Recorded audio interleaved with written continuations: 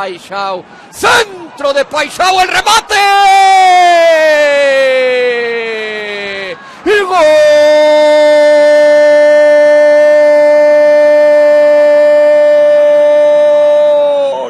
Santiago Jiménez ha vuelto a marcar con el Feyenoord, a servicio de Paixão, le mete la cabeza a Jiménez y la pelota de manera repentina termina picando y después pegando en el poste y se termina incrustando en el marco del Cambuur con gol de Santiago Jiménez. El Feyenoord se está adelantando, así el servicio de Paixão, remate complicado de Jiménez, pero ahí hay que estar, Mario Carrillo, así hay que buscarla.